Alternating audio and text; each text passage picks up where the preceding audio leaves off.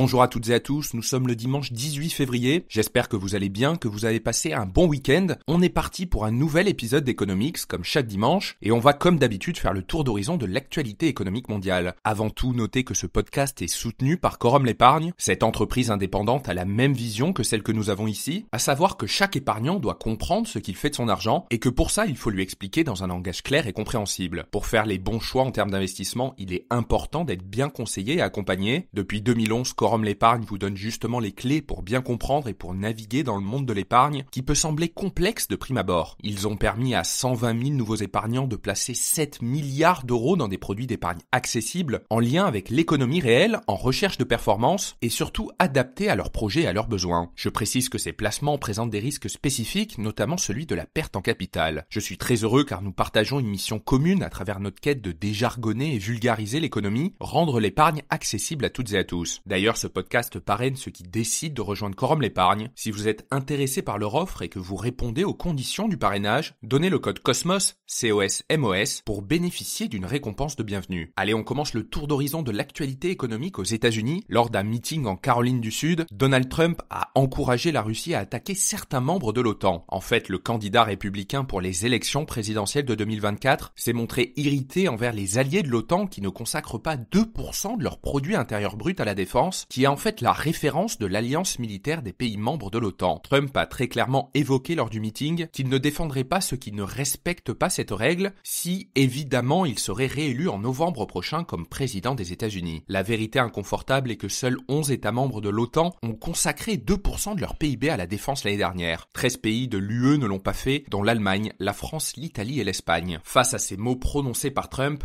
Jens Stoltenberg, le secrétaire général de l'OTAN, a pris la parole en expliquant, je cite, « Toute suggestion selon laquelle les alliés ne se défendront pas compromet notre sécurité dans son ensemble, y compris celle des États-Unis, et expose les soldats américains et européens à un risque accru. » En fait, ce qui a effrayé les diplomates de l'OTAN, c'est que la rhétorique de Trump crée un environnement dans lequel un ennemi peut se sentir suffisamment en confiance pour contester l'alliance. Dans ce cadre, le ministre danois de la Défense a averti la semaine dernière que la Russie pourrait attaquer un pays de l'OTAN dans 3 ans seulement. Pour la deuxième actualité, on s'intéresse à la crypto-monnaie Bitcoin qui a atteint les 52 000 $ pour la première fois depuis décembre 2021. Après avoir augmenté de plus de 200% depuis le début de l'année 2023, le Bitcoin affole les compteurs et cela peut s'expliquer par plusieurs facteurs. En premier lieu, il y a un mois, un produit boursier adossé à l'évolution du cours du Bitcoin et très attendu par la finance traditionnelle a été commercialisé aux États-Unis. Ces produits, ce sont les ETF Bitcoin Spot et pour faire simple, ils permettent à n'importe quel investisseur de s'exposer en direct au cours du Bitcoin via son portefeuille boursier traditionnel. Et donc au final, tous ceux qui étaient jusqu'à présent frileux et n'osaient pas investir sur des plateformes de crypto-monnaie comme Coinbase ou Binance peuvent désormais le faire directement en bourse. Au total, 11 ETF ont été lancés, dont celui du géant de la finance BlackRock, et ces 11 ETF cumulent au total plus de 10 milliards de dollars de fonds entrants des investisseurs pour s'exposer au Bitcoin. Naturellement, on comprend facilement que ces nouveaux produits aient bien aidé à propulser le cours de la crypto-monnaie. Par ailleurs, le Bitcoin profite également de l'appétit des investisseurs pour les marchés boursiers, comme en témoignent les records historiques des indices boursiers américains, mais aussi de celui français, le CAC 40. Et ce retour des fonds sur les marchés actions, et donc par ricochet sur les crypto-monnaies, s'explique plus globalement par une macroéconomie qui s'améliore, avec une inflation qui est désormais sous contrôle aux États-Unis et en Europe,